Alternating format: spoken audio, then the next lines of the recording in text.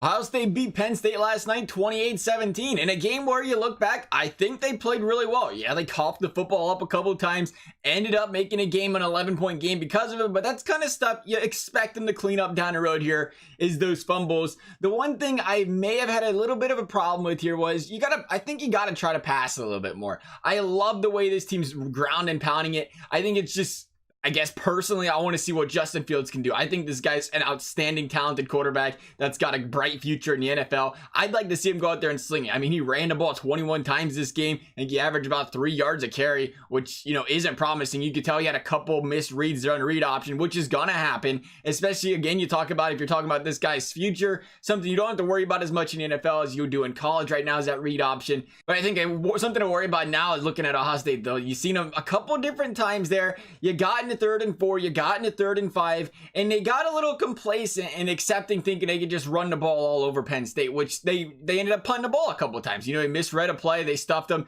I think he's got the ability. 3rd and short, he should be able to step back, make a nice pass. The guy's got all the ability in the world here, and you just wonder how that kind of running translates into, playing a team like LSU, or great, you want to control the ball as much as you can during the game. At the same time, you wonder if you're going to be able to keep up with them from a points perspective. Right now, I think this is the most complete team in the league. I don't think it's a problem. But at the same time, you do have to look at stuff like that when you're starting to play, the elite of the elite, when that time were to come. But I just look at it, you think, well, it was an 11-point game. They were still running the ball on 3rd down. I understand the conservativeness, but this is a guy that's thrown 1 interception all year. 1 interception all year. It's almost unheard of going into a game against Michigan where we have a quarterback that's thrown 1 INT all year. He is extremely cautious with the football, or should we say very effective with the football. He doesn't make a lot of terrible decisions. He does take some sacks, but hey, it'd be better to take those sacks than to try to force a play. It's smart playing there by him. I think he's a guy you can trust, and I think you look at that Penn State game, the one thing you wouldn't mind seeing, I think it's a win though. You win 11 points, top 10 team, Penn State, a great team. They didn't lose to Minnesota. They would have been undefeated coming into this game.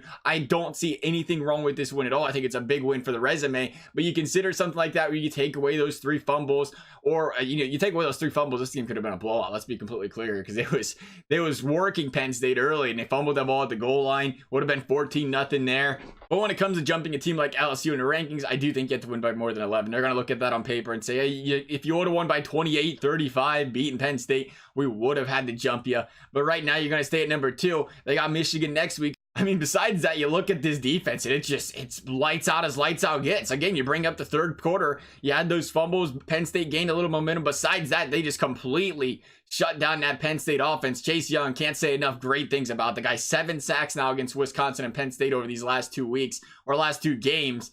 It's unbelievable the way this guy's been playing. You wonder how a guy like him would play against the top teams, and he's done nothing but impress and impress and impress. This defense is going to remain completely shut down as long as he's out there playing the way he does, because quarterbacks just don't know what to do. Every time they drop back, he's in their face. They're forced to rush the passes. They're just not ready for that stuff. They're under duress, and they make bad throws, and that's helping out the rest of this defense. Overall, though, I think this is one of the most complete Ohio State teams we've seen in quite a long time. You talk about the offense, the defense, the quarterback game. We're not just, leaning on one side of the ball. We're not leaning on one player on offense. We can get it done in the run game. We can get it done in the pass game, and you give the ball back to the defense. They're going to shut them down, too.